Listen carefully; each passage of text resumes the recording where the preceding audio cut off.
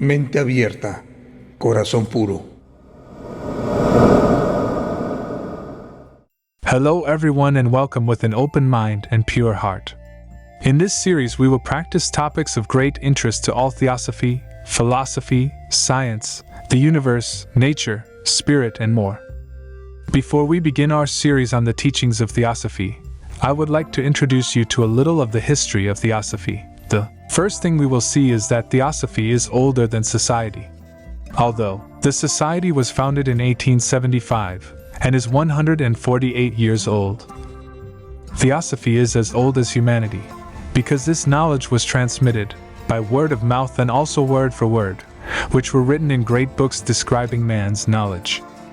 Through the centuries it finds its relationship with the great creative intelligence, which we call God, its relationship with the solar system and the universe in which we live, and also the relationship with their own. This knowledge, it is about your past and your future, what is the purpose of your goal, as I have lived, but, above all, how to live here and now. Let us remember that since the beginning of time it has been known that all those who had this knowledge. We see that humanity has never really been alone, because it is a brotherhood of childish souls, of young souls, mature souls, and old souls. It's like a big family, with older and younger brothers, and in that great family the older brothers or the older ones who have experience of many lives. They have always taught their younger siblings and they know when your little siblings are ready to learn either by his character or his intellect. And that's when you begin to receive these teachings. Humanity was not ready to receive these teachings, but there was always something. On the one hand, secret wisdom. It was for intelligent and really high-end. On the other hand, the popular vulgar, who were those of ideas and thoughtful and unquestionable. On the one hand, secret wisdom. It was for intelligent and really high-end. On the other hand, the popular vulgar, who were those of ideas and thoughtful and unquestionable. And that they agreed to allay their fears. The history of secret wisdom is intimately linked to the history of the mystery schools of antiquity. We see that the earliest historical record is found the account when the migratory sages descended from Central Asia to India and in the living men of the high civilization of the lost continent of Atlantis. They brought the mystery schools to Egypt where they settled. Later Moses, an initiate of the Egyptian mysteries, led his people out of the land of Egypt and out of the house of bondage, to later settle in the new land of Israel, where he himself was the master of the mysteries. The Arabs and Chaldeans also had their mysteries, as well as the Eleusinian mysteries of Greece, which are the ones we know best. All of them were venerated in ancient times, because in those days religion, science, and philosophy were not separated into categories. They were taught as the only truth, and this truth has had many names, but in the 3rd century, it was when it received the name of Theosophy that it said divine wisdom.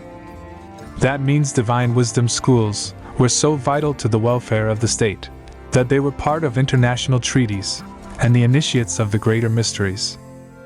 They were the outstanding men of all nations. So the teachings of those schools were taught sacredly, and that's why the neophyte who entered made secret vows. Wisdom was taught with symbols, allegories, and drama. It was a visual education, but the student did not know the meaning until he verified that he had a definite criterion and character. Then the master revealed to him the true hidden meaning of sacred things. Now if the student did not pass the tests because he could not make his vows. So when I got out of there I couldn't say anything about what I had lived, felt or seen, and that's why everything he said didn't mean anything. The myths of Greece and Rome seem to be fairy tales are observed, but in reality they are symbols of the mystery schools. All that was a secret, because knowledge is power, and the ancients knew that knowledge is to serve in the advancement of mankind. And when men use it for purpose, selfishness, greed, and wickedness, it's when disaster comes because they act the law of karma. But we will talk about this another time. Careful judgment must be made before releasing this information for public use. However, the Egyptians knew the astronomical measurements of our solar system. They knew enough about electricity that in their homes, they used swords as lightning rods, had manageable glass breakable cement, and the colors did not fade and lose their brightness under the desert sun. Also, the Phoenicians sailed with their small ships around the earth several times. And they always said that everything they knew about navigation and geometry, they had learned it in the mystery schools. However, there was a tragic moment in history. And it was when the day of mysteries came to an end. Paris contradictorio, because, for example, the sword of Alexander the Great, which the wise feared, swept away all the learning centers one after another. The Roman Tiberius made everything destroyed disappear. And the sad thing is that the human gradually began to misuse these schools. And as more and more people succumbed in the temptation, and to take advantage of knowledge for themselves, and went against the general good in passing this, the hierophants of the ancient mysteries ordered schools to close. So what began to be said that the new Christian church destroyed the ancient mysteries. But in reality it was not like that. The mysteries of Jesus were established throughout the ancient. The great system ceased to exist because of the failure of the people. But what happened with wisdom? That secret wisdom had disappeared from earth completely? I think in fact not. Rather, he went underground.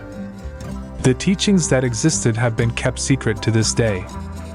Although among the Romans appeared a college of architects and that they were called the Society of the Builders, which was a secret society, where they used the symbols of their profession and kept alive the essential elements of ancient wisdom.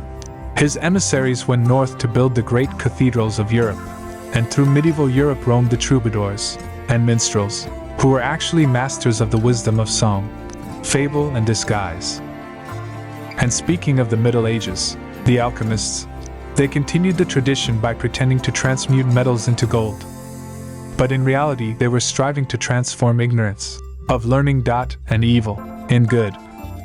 Then in Scotland and York, the orders of Freemasonry were established. They were the secret and symbolic guardians of wisdom.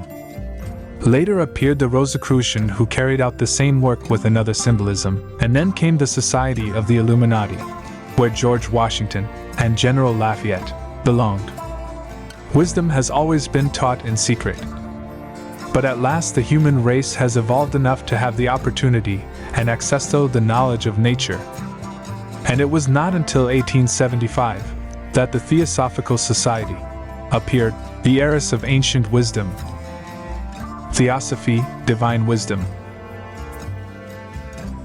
I want to clarify that the Theosophical Society is not a secret society, because Theosophy is taught openly and freely in printed books, on the public platform, even by different means such as theater, television, movies, radio, and podcasts, like this, and other communication channels of this century.